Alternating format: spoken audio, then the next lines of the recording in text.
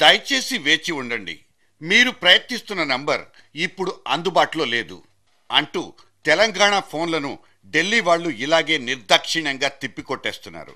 పైగా మండుతున్న గుండెలకు మందు పుయ్యడం మానేసి మాటలతో పొడిచి పొడిచి చంపడం రావణ కాష్టాన్ని ఇంకాస్త రగిల్చి పారేస్తోంది.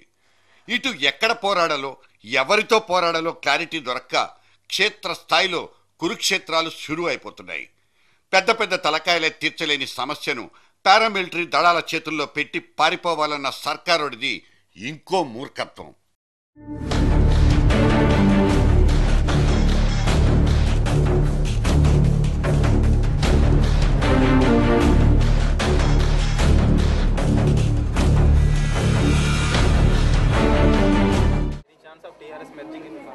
Ask him. No, I'm not the person. Any possibility? No, you talk to him. How can I come? Are you interested? Congress is interested. Are you interested? No, sir. Are you interested? Then why you ask? No, I talk totally KCR. Many people in Andhra I talk. So what you are talking? I can't tell you what I talk to anybody. No, I'm sorry. No. So what? What I can do that? Somebody, there is a demonstration, rally and everything. What I can do about it? Appeal to be made by somebody else, the Prime Minister or somebody, not me. The present status of Telangana issue. So we can sir, we can expect that appeal from Which one is Telangana? Which one is Telangana? Where is it? Where is it? Where is it? Where is it? So this Telangana కావాలంటే ప్రధానమంత్రి దగ్గరికి వెళ్ళండి. ఇక విలీనం సంగతి అయితే కేసీఆర్ నడుక్కోండి. కవాతు సంగతి మాత్రం నాకేం తెలుసు. తెలంగాణీయంలో మనసా వాచా నమ్ముకున్న ఒక కేరళ డాక్టర్ ఇలా అడ్డంగా చేతులూపి వెళ్ళిపోవడం ఒక్క టీ గ్రూప్కే కాదు, మొత్తం మన రాష్ట్రానికే అవమానం. ఎఫ్డిఐ పెట్టుబడులు, గ్యాస్ సిలిండర్లు, డీజిల్ ధరలు, ఆ తర్వాత మమతమ్మ విసిరి కొట్టిపోయిన టాటా బైబైలు, ఇన్నిన్ని ఇంజెక్షన్లు వెనక వైపు గుచ్చుకున్నందుకు వాళ్ళకు ఆ మాత్రం నొప్పి పెట్టడంలో మీనింగు లేకపోలేదు. పైగా నిన్నటికి నిన్న మహారాష్ట్రలో పవార్ క్రియేషన్స్ బ్యానర్ మీద రిలీజ్ అయిన ఇంకో రాజకీయ సంక్షోభం. నెత్తిన నాన్ స్టాప్గా ఇన్నిన్ని పిడిగుద్దులు గుద్దించుకుంటున్న యూపీఏ సూపర్ స్టార్లకు చిత్తడైపోతున్న సంగతి కనిపిస్తూనే ఉంది. అంత మాత్రం చేత ఆ రవిసార్ అదుపు తప్పడమేంటి, ఇలా అధిక ప్రసంగాలకు దిగడమేంటి? chance of TRS merging in Congress? Ask him. No, I'm not the person. Any possibility? No, you talk to him. How can I come? Are you interested? Congress is interested. Are you interested? No, sir. Are you interested? Then why you ask? No, I talk totally KCR. Many people in Andhra I talk. So what you are talking? I can't tell you what I talk to anybody. No, I'm sorry. No. So what? What I can do that? Somebody, there is a demonstration, rally and everything. What I can do about it? I appeal to be made by somebody else, the Prime Minister or somebody, not What me. is the present status of Telangana issue? So we can sir, we can expect that appeal from Which one is Telangana? Which one is Telangana? Where is it? Where is it? Where is it? Where is it? So this. Charging అయిపోయిందా, లేకపోతే వచ్చిన signals అన్నీ వెనక్కి వెళ్ళిపోయాయా తెలీదు. ఢిల్లీలో శీతాకాలం చలికి తెగ వణికేస్తున్న కేసీఆర్ శాలువా కప్పేసుకుని అక్కడే సేదతీరుతున్నారు. కానీ వీళ్లు పిలిస్తేనే వచ్చానంటూ అక్కడే తిష్టేసు కూర్చున్న కేసీఆర్ అంతకు ముందొకసారి, నిన్న చివరిగా ఇంకోసారి వైలార్ల వారితో మంతనాలు జరిపేశారు. ఏం తేల్చుకున్నారన్నది మాత్రం బయటికి రానివ్వరు. అయితే తీపి కబురుతో తిరిగొస్తారన్న భరోసా మాత్రం అక్కడ కనిపించలేదు. అందుకు ఆయనేం చేస్తారు? కాళ్ళు గడ్డాలు పట్టుకున్నారు. అయితే అయింది, లేకపోతే లేదు, గొంగడి దులుపుకుని ఇంటికొచ్చేస్తారంటూ ఇక్కడ కోదండరాముడు చేతికి మైక్ అందుకున్నారు. ఇప్పుడు అలా ఒక ప్రయత్నం చేస్తున్నాడు, కాకపోతే గొంగడి దులుపుకొని వస్తాడు కదా, చెప్తాడు కదా ఏదన్నా ఉంటే. కాకపోతే ప్రభుత్వానికి మాత్రం స్పష్టంగా చెప్పదలుచుకున్నాం, ఇదితో అయిపోతుంది, 4 రోజులు తాళం వేసి బంద్ చేస్తే అయిపోతుందని కావూరు సాంబశివరావు లేకపోతే గుప్పెడు మంది సంపన్న వర్గాలు చెప్పిన మాట మీరు వింటున్నారు. ఇది ఆగేది కాదు, ఇంకా ముందుకు తీసుకుపోతాం. అస్త్రాలు అయిపోలేమాయి, ఇంకా చాలా ఉన్నాయి. పాశుపతాస్త్రం దాకా ఇంకా మేము పోలే, అది కూడా తీస్తాం మేము. అది తీయకముందే తెలంగాణ ఇస్తే మంచిది. ఇక లేకపోతే ఆఖరిది బ్రహ్మాస్త్రం అనుకుంటా, అది కూడా తీస్తాం. ఉన్నాయి మా దగ్గర, దాచుకొని ఉన్నాం, లాకర్లో పెట్టినాం, అక్కరైనప్పుడు తీస్తాం, అవసరమైతే ప్రకటిస్తాం. మేమే ఒట్టిగున్నామండి, అశక్తులం అనుకుంటున్నారా? మా దగ్గర డజన్ల కొద్దీ పాశుపతాస్త్రాలు ఉన్నాయంటున్న ప్రొఫెసర్ సార్ కూడా సెప్టెంబర్ 30 నాటి మార్చ్ పాస్తో సర్కార్ను ఫిక్స్ చేయాలనే కమిట్ అయిపోయారు. ముందు రోజు నిమజ్జనం, తర్వాత రోజు జీవ వైవిధ్యం అనే ఇంకో అంతర్జాతీయ ఉత్సవం. ఈ చిన్న గ్యాప్లోనే తమదైన సాగర హారాన్ని తీర్చిదిద్దాలనుకుంటున్న జేఏసీది మొండి ధైర్యమే అవుతుంది. మార్చ్ శాంతియుతంగా ఉంటుంది. మేము పదే పదే చెప్తున్నాం, గాంధీ గారిది దండి మార్చ్ ఎట్లా జరిగిందో అట్లా జరుగుతుందని. అదే రీతిలో దీన్ని శాంతియుతంగా నిర్వహించాలని తెలంగాణ ప్రజలకు కూడా విజ్ఞప్తి చేస్తున్నాం. ప్రభుత్వము సమాధానం చెప్పాలి. శాంతియుతంగా నిర్వహించదలుచుకుంటే ప్రభుత్వం జాగ్రత్త పాటించాలి. ఇది శాంతి భద్రతల సమస్య కానే కాబోదు. మాకొదిలిపెట్టండి, మేం చూసుకుంటాం అంటున్న కోదండరాం మిలియన్ మార్చ్ నాటి విధ్వంసం రిపీట్ అయితే పూర్తి బాధ్యత తీసుకుంటారా అన్నది $1 బిలియన్ ప్రశ్న.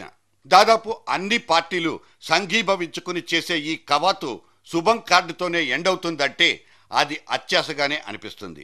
ఢిల్లీ నుంచి 30,000 మంది స్పెషల్ పోలీసులు వచ్చి ముందస్తు కవాతు షురూ చేస్తుంటే భాగ్యనగరం వెన్నులో వణుకు పుట్టేసింది. మొన్ననే ఒక విగ్రహం మసిపూసుకున్న కేసులో శాంపుల్ కోసం ఒక్కగానొక్క అరెస్టుకు ధైర్యం చేసిన కాకి శాఖ నిరసనలు ధర్నాలతో కిందికి దిగొచ్చేసింది. మార్చ్ పాస్ట్ నేపథ్యం బెంబేలెత్తిస్తుంటే ముందు జాగ్రత్త వహించి ప్రివెంటివ్ అరెస్టులకు పాల్పడితే ఇంకా రెచ్చిపోతామంటూ రేసు గుర్రాల్లా రంకెలేసే లీడర్లు ఇంకోవైపు. సామైక్యవాదుల్ని ఉండనివ్వకండి, గుడ్డలిప్పదీసి తరిమి కొట్టండి లాంటి దంచుడు లాంగ్వేజ్కి దిగుతున్న మనుషులు సైతం బాధ్యత కలిగిన రాజకీయ మేధావి వర్గం నుంచి వచ్చిన వాళ్లే కావడం విడ్డూరం, విచారకరం. రాష్ట్రంలో ప్రభుత్వాన్ని పడగొడతాం అనే బ్లాక్ మెయిలింగ్ రాజకీయంతోనే ప్రక్రియ అక్కడ ఆగిపోయి ఉన్నది. దాని అడ్డుకున్న ఈ ఆంధ్ర ప్రాంత కాంగ్రెస్ నాయకులని బట్టలులో కొట్టి బయటికి పంపించే ప్రయత్నం చేయకపోతే వాళ్ళ కొందరు ఎంపీల వాళ్ళ ఆస్తుల అక్రమార్జనని తెలంగాణ మార్చ్ లాగా వాళ్ళ ఆస్తులపైన మార్చును నిర్వహిస్తే తప్ప ఈ యొక్క కేవీపీ, కేఎస్, లగడపాటు కవాతు కార్యక్రమాన్ని ఈజిప్టు ఉద్యమంతో పోల్చి చూసుకుంటున్న అతివాదులు కొందరు కలవరాన్ని పుట్టిస్తున్నారు, కన్ఫ్యూజన్ను పెంచేస్తున్నారు. తన్నడం, తగలబెట్టడం ఈజిప్షియన్ల యుద్ధతంత్రం ఇదేనన్న సంగతి ప్రపంచం అంతటికీ తెలుసు కనుకనే ఈ కలకలం. ఉద్యమం ఇంకా 10 రెట్టింపు అయితే తప్ప నిర్బంధం ద్వారా మీరు ప్రజాస్వామ్య హక్కుల్ని కాలరాల్చలేరు. దానివల్ల ఇంకా ఉద్యమం ఉగ్ర రూపం దాలుస్తుంది. మీరు చేసేటువంటి ముందస్తు అరెస్టులు కానీ ఈ కార్యక్రమాల ద్వారా మీరే చూస్తారు. 10 జిల్లాల ప్రజానీకం హైదరాబాద్లో అడుగు పెడతా ఉన్నారు. అన్ని మార్గాల ద్వారా ఎవరికి తోచిన రీతిలో వాళ్ళు అడ్వాన్స్గా ఎవరి ప్లాన్ వాళ్ళు చేసుకుని రమ్మని కోరుతా ఉన్నాం. బెంగపెట్టుకోకండి, మాది ముమ్మాటికి గాంధేయ మార్గమేనంటూ ఒకవైపు ప్రెస్ మీట్లు పెట్టి మరీ శాంతి మంత్రాన్ని పదే పదే పాడేస్తున్న ప్రొఫెసర్ మాటలకు ఇక్కడే తూట్లు పడిపోతున్నాయి. గాంధీగిరి అంటే ఇంటికొచ్చి పూలు పంచిపెట్టమని ఇక్కడెవరూ అడగరు. మేం చేస్తున్నది కథనం కాదు, కవాతు మాత్రమే. యుద్ధం అంటూ చేయదలిస్తే జనం మీద కాదు, జగమొండి ప్రభుత్వాల మీద చేస్తామంటూ తెలంగాణ వాదులంతా ఒక్క వేదిక మీద నిలబడి స్పష్టతనిస్తేనే జనానికి ఊరట దొరికేది. వాళ్ళు తెలంగాణ వాళ్ళు కావచ్చు, లేదా ఇక్కడున్న 25 లక్షల మంది సెటిలర్లు కమ్ సామాన్యులు కూడా కావచ్చు. అప్పుడే వాళ్లకు భరోసా దొరికేది, గుండెలన్నీ భద్రతా భావంతో నిండిపోయేది.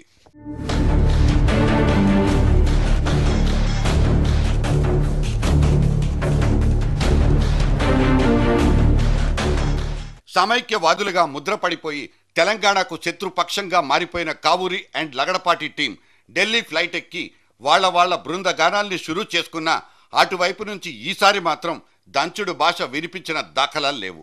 సొంత సత్తా చాటుకోవడానికో తమ స్థిరాస్తుల్ని కాపాడుకోవడానికో ఆ మాత్రం చెమటోడ్చడాన్ని మినిమం కర్టసీగా భావించుకుంటారు కూడా.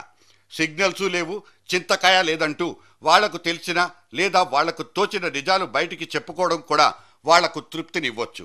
ఎందుకంటే ప్రజాస్వామ్యంలో ఎవరి వాదన వాళ్ళు వినిపించుకునే హక్కు ఉంటుంది కాబట్టి. కేసీఆర్ గారికి ఏ అపాయింట్మెంట్లు వచ్చో నాకు తెలియదు. ఆఖరికి నేను కేసీఆర్ గురించి పెద్దగా మాట్లాడదలుచుకోలేదు. వారు ఎప్పుడు కనిపిస్తారో, ఎప్పుడు మాయమవుతారో, వాళ్ళ వ్యూహ ప్రతివ్యూహాలు నాకే ఎప్పుడు అర్థం కావు. కానీ మేము బలంగా నమ్మే మాట ఒక్కటే, ఈ రాష్ట్రం ఐక్యంగా ఉండాలి. ఐక్యంగా ఉన్న ద్వారా మాత్రమే బడుగు బలహీన వర్గాలు, పేదలు ధైర్యంగా ఉంటే నమ్ముతా ఉన్నాం. ఈ తాళ్లు లాగడం అనే తెంపుడు ప్రక్రియకు మధ్యన పడి ఉడికిపోయేది, ఊడిపోయేది సామాన్యుడు కాకూడదన్నది మనందరి ఉమ్మడి ఉద్దేశం. మంట కలిసిపోతున్న హైదరాబాద్ బ్రాండ్ ఇమేజ్ను మళ్లీ గాడిన పెట్టడానికి ఒక చిన్న సైజు అవకాశం వచ్చిందంటూ జీవ వైవిధ్య సదస్సును చూపెడుతోంది కిరణ్ సర్కార్. ఒకవైపు 200 కోట్లు కరిగించి ఊరంతా రంగులేసుకుంటుంటే, ఇంకోవైపు వేడెక్కుతున్న ఉద్యమంతో ఉన్న పరువు ఊడగొట్టుకుంటామన్న భయం. దయచేసి కవాతు కార్యక్రమాన్ని వాయిదా వేసుకోండి అంటూ స్వయంగా ముఖ్యమంత్రి బ్రతిమిలాడేసుకున్నారు. తెలంగాణ మంత్రుల్ని మీడియేటర్లుగా పంపించి రాయబారం సైతం చేయించుకున్నారు. 150 దేశాల నుంచి విమానాల్లో దిగే ప్రతినిధుల దగ్గర పరువు పోతుందన్న భయం ఒకటైతే, ఇక్కడ ఫెయిల్ అయ్యావా అంటూ సోనియా మేడం కోప్పడిపోతుందన్న కుర్చీ మార్కు కలవరం ఇంకోవైపు. టోటల్గా కిరణ్ సార్కి ఇదో తీవ్రమైన కసబిస.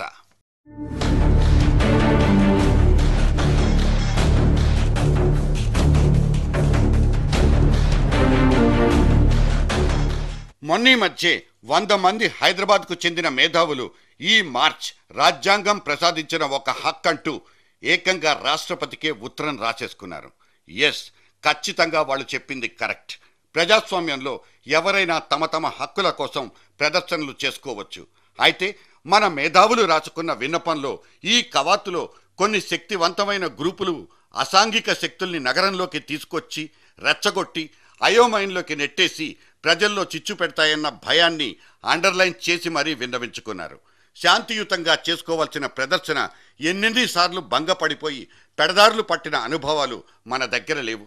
అవి ఎవరు సృష్టించినా ఆశ్చర్యపోవాల్సిన పని లేదన్న కఠోరమైన నిజం ఈ విఘ్నులకు తెలియదని భావించడానికి వీల్లేదు. ఇప్పటికే అందరి నోళ్లలోనూ పల్చబడిపోయిన మన నగరం రేపటి రోజున వచ్చే ఆ దేశాల ప్రతినిధుల ముందు మరింత చులకన కాకుండా జాగ్రత్త పడాలని మేం చెప్తే అందులో తప్పే ఉంది. 60 ఏళ్ల ఏజోల్డ్ ఉద్యమాన్ని బతికించుకోవడం కోసం బ్లాక్మెయిలింగ్ లాంటి దొడ్డిదారులకు పోతే తప్పేమీ లేదన్నది తెలంగాణ వాదుల వెరైటీ వర్షన్. కానీ లక్షల మంది గుంపుగా చేరినప్పుడు గాంధేయ మార్గం కూడా గాడ్చేల రూట్లోకి మారొచ్చన్న ఆలోచన కూడా వాళ్ళు చేయాల్సి ఉంది. ఆ తర్వాత దాపురించే పరిస్థితులు ఎవ్వరి అదుపులోనూ ఉండవడానికి చెయ్యి జారిపోయిన తర్వాత, చేతులన్నీ కాలిపోయిన తర్వాత ఏడ్చుకోవడం తప్ప మిగిలేదేదీ లేదనడానికి ట్యాంక్ బండ్ మీద మొండి గోడలుగా మిగిలిపోయిన ఈ విగ్రహాలే మూగ సాక్ష్యాలు.